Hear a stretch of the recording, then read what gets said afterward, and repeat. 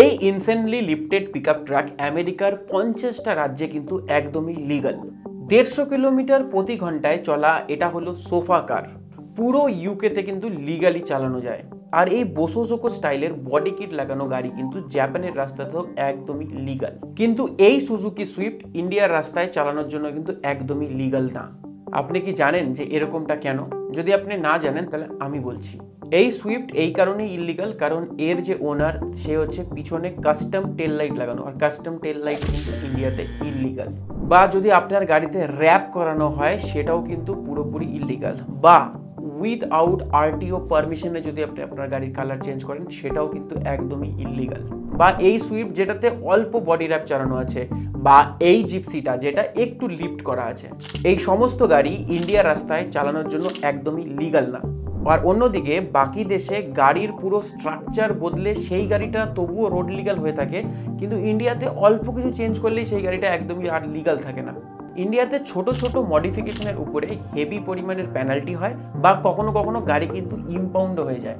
আর এর পিছনে মূলত কারণ যে সুপ্রিম কোর্টের একটা verdict, planning to modify your car or bike you could be fine or worse কেসে আপনার গাড়িটা কিন্তু ইম্পাউন্ডও হতে পারে। আর সুপ্রিম কোর্ট সিম্পল বলেছে যে মডিফিকেশন যদি ম্যানুফ্যাকচারিং এর রেকমেন্ডেশনের বাইরে কিছু থাকে তাহলে সেটা পুরোপুরি ইল্লিগাল, আপনার গাড়ি ফাইনও হতে পারে বা আপনার গাড়ি ইম্পাউন্ডও হতে পারে, মানে সিজ হতে পারে। আর এর পাশাপাশি সুপ্রিম কোর্ট এটাও বলেছে যে কোনো ব্যক্তি গাড়ির স্ট্রাকচারাল শেপের ওপরে কোনো রকমের যাতে কোনো মডিফিকেশন কেউ যাতে না করে, আর সেটাও কিন্তু রোড লিগাল একদমই আর থাকবে না। কিন্তু এখানেই একটা বড় কোশ্চেন যে শুধুমাত্র ইন্ডিয়াতে কেন এরকমটা, যেখানে ইন্ডিয়া ওয়ার্ল্ডের থার্ড লার্জেস্ট অটোমোবাইল মার্কেট। আর এই ভিডিওটা বানানোর সময় যখন আমি রিসার্চ করছিলাম তখন আমি এটা দেখেছি যে টপ 10 অটোমোবাইল মার্কেটের মধ্যে শুধুমাত্র চায়না বাদ দিয়ে আর কোনো দেশে কিন্তু এরকম কিছু এত স্ট্রিক্ট রুলস নেই।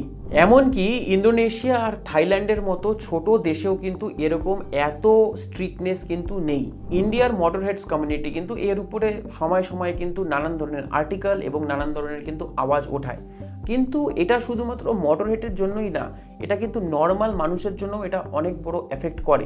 শুধুমাত্র মোটরহেড কমিউনিটিকে এটা এফেক্ট করে না, মোটরহেড কমিউনিটির সাথে সাথে কিন্তু এটা ইন্ডিয়ার যে মেকানিক্যাল ইঞ্জিনিয়ারের যে কমিউনিটি সেখানেও কিন্তু একটা এফেক্ট করে এবং জবের স্কেলও কমে যায়। আর আজকের ডেটে আপনারা জানেন যে মেকানিক্যাল ইঞ্জিনিয়ারিং করার পরে জব নেই বললেই চলে। আর এর পিছনে একদম সলিড রিজন আছে, আমি হাওয়ায় বলছি না। নাম্বার 1, ইন্ডিয়াতে হওয়া রেভিনিউ লসেস, একটা পুরো নতুন ইন্ডাস্ট্রিকে অলমোস্ট শেষ করে দেওয়ার জন্য আনএমপ্লয়মেন্টের একটা লস, মানে job loss. Last but not the least, পুরো অটোমোটিভ কালচার মোটরহেডস তাদেরও একটা ইচ্ছে থাকে, তাদেরও একটা মানে আশা থাকে যে আমি আমার গাড়িটাকে মডিফাই করব, তাদেরও কিন্তু সেই আশা ইচ্ছে আর সবচেয়ে যেটা বড় কথা R&D, রিসার্চ অ্যান্ড ডেভেলপমেন্ট, সেটাও কিন্তু অলমোস্ট শেষের দিকে। আর এরকম একটা জাজমেন্টের জন্য ইন্ডিয়ার ইকোনমি আর এমপ্লয়মেন্টের কতটা লস হচ্ছে এটা আমরা ভিডিওর আগে জানবো। কিন্তু এর আগে আমাদের জানতে হবে যে ফরেন মডিফিকেশন কালচারটা কি, তাহলেই আমরা একটা ইন্ডিয়ার ওভারভিউ পাবো আর সেটার উপরে একটা বিস্তারিত ডিসকাশন করতে পারবো। তো চলুন এই মডিফিকেশনের দরজা খুলে পুরোটা ডিটেলে ডিকোড করি।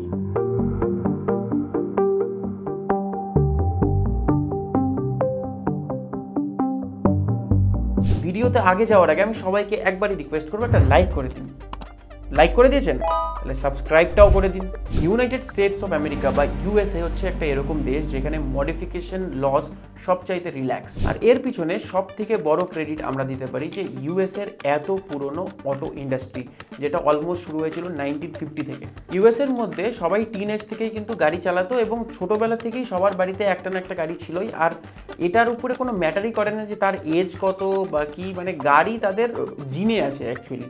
কারণ ইউএসএর ভেতরে যারাই আছে, আমি অনেকের সাথে কথাও বলেছি, তারা এটা ইউএসএর মধ্যে কার কালচারটা একটু ডিফারেন্ট। যেটা ইন্ডিয়ার মধ্যে পয়েন্ট এ থেকে পয়েন্ট বিতে যাওয়ার কালচার, ইউএসএর মধ্যে এটা একটা লাইফস্টাইল। আর মানে কার এনথুজিয়াস্ট, সবাই গাড়ি সম্বন্ধে জানে, নিজেরাই মডিফিকেশন করে টুকটাক, নিজেরাই নিজের গ্যারেজে রিপেয়ারিং করে, টুলস নিয়ে খুব অভ্যস্ত, কারণ ছোটোবেলা থেকেই সবাই গাড়ি ফাড়ি দেখে এসছে।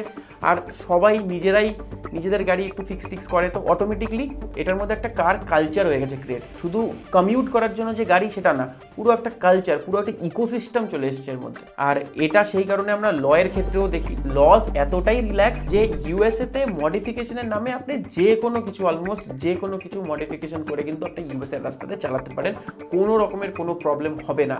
সেই কারণে আপনি অনেক ভিডিওতে হয়তো আপনারা দেখেছেন যে ইউএসএ ট্রাফিক পুলিশও কিন্তু বেশ রিল্যাক্স। ইউএসএ রাস্তার মধ্যে আপনারা খুব লিফটেড, ইনসেনলি লিফটেড গাড়ি দেখতে পারবেন, ইঞ্জিন সোয়াপ গাড়ি দেখতে পারবেন, ডিফারেন্ট টাইপের গ্রাফিক্সের গাড়ি দেখতে পারবেন, ডিফারেন্ট টাইপের এক্সস্টের গাড়ি দেখতে পারবেন, মানে সিম্পলি মানে যে কোনো কিছু আপনি যেটা এক্সপেক্টও করেন না সেটাও দেখতে পারবেন। মানে এরকম টাইপের মডিফিকেশন আপনারা ইউনাইটেড স্টেটের রাস্তাতে দেখতে পারবেন। যদি কলকাতার রাস্তায় সেরকম টাইপের কেউ গাড়ি দেখে, তো গাড়ির সাথে সাথে ড্রাইভারকে তুলে নিয়ে জেলে ফেলে দেবে ডাইরেক্ট।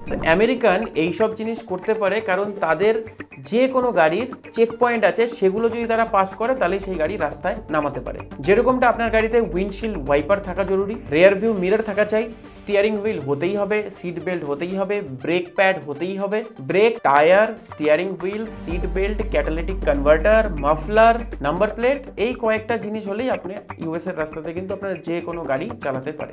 আর এই সমস্ত জিনিসই কিন্তু একটা বেয়ার বোন বেসিক রিকোয়ারমেন্ট, তো এটা যে কোনো গাড়িতে থাকবেই থাকবে। সেই কারণে ইউএস এর মধ্যে কিন্তু গ্রাউন্ড আপ কাস্টমস গাড়ি কিন্তু তারা ডেইলি ইউজ করে, এবং সেই হুইলি জিপো যেগুলো 1960 1950 সেগুলো কিন্তু ডেইলি ইউজ করে, বা রেয়ারেস্ট কেসে যখন তখন ইউজ করে, কোনো রকমের কোনো রোকটোক নেই।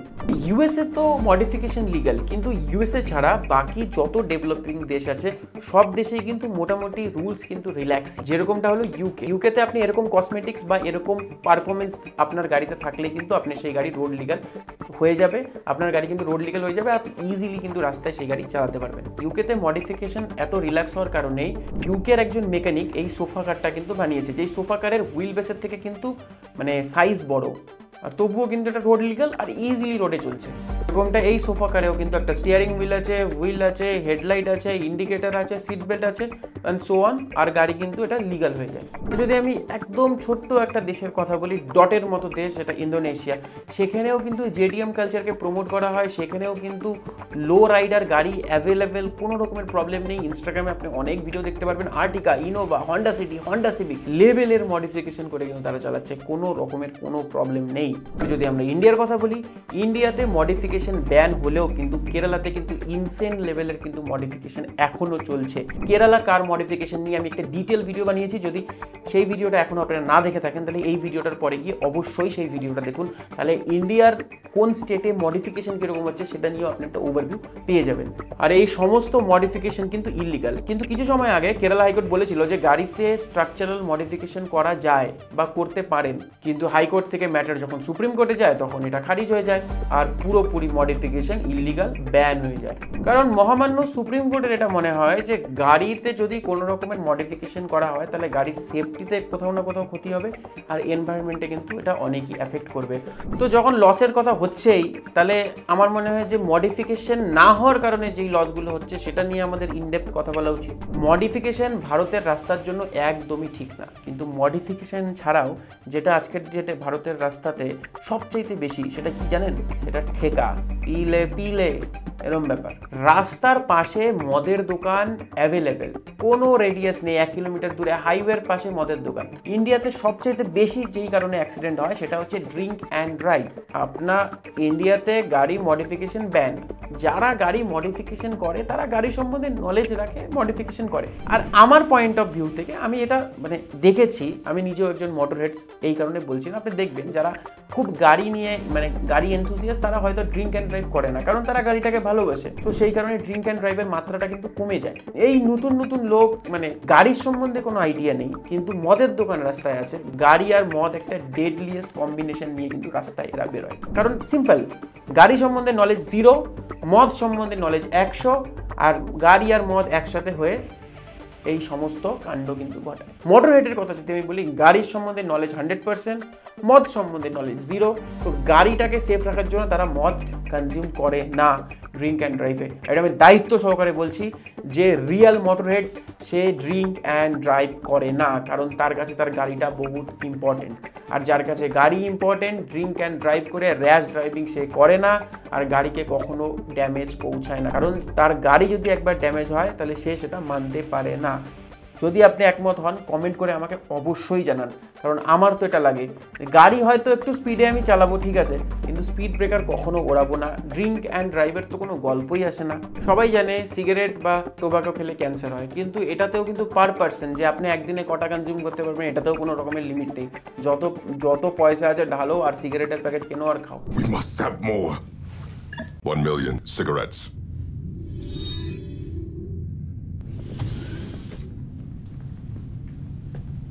Smoke weed every day. Oh my God.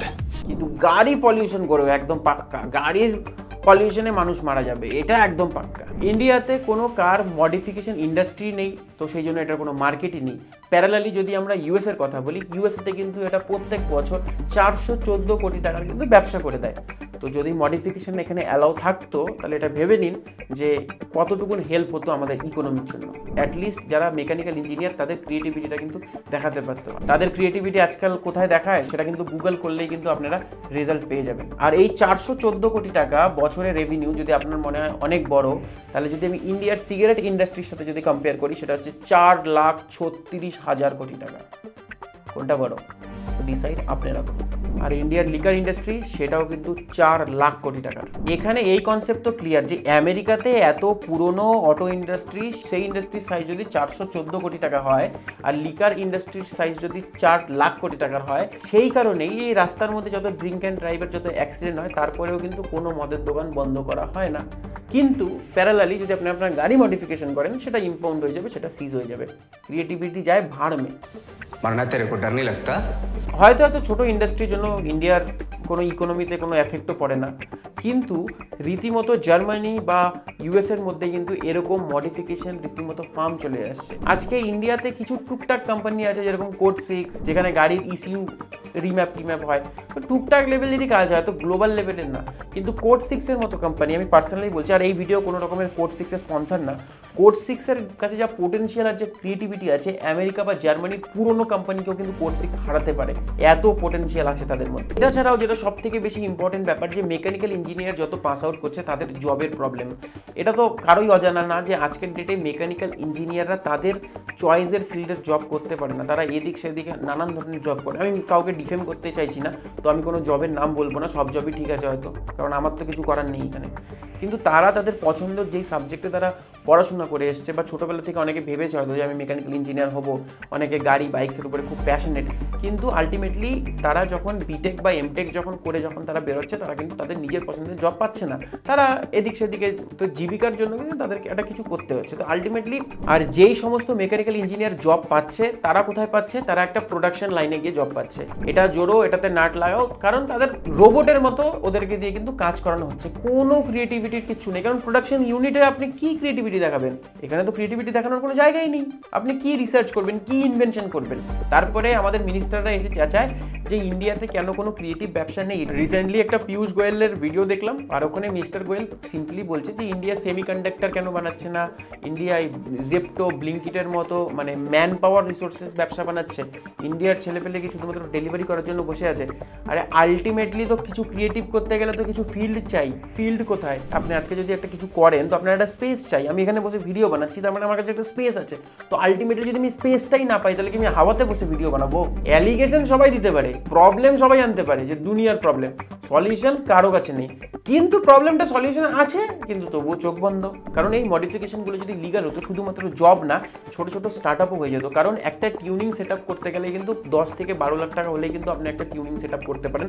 Software আর কিছু বেসিক জিনিস লাগে, আপনি কিন্তু একটা টিউনিং সেট আপ করতে পারতেন। ছোট ছোট স্টার্ট আপ কিন্তু তৈরি হতো। সেটা না হয়ে আজকের ডেটে কি স্টার্ট আপ তৈরি হচ্ছে? Detailing studio. কি ডিটেলিং স্টুডিও? গাড়িতে পিপিএ প্লাস্টিক চিপকাও। এটাকে আমি কি বলবো? যেখানে মানুষের ক্রিয়েটিভিটি দরকার সেখানে ক্রিয়েটিভিটি নেই।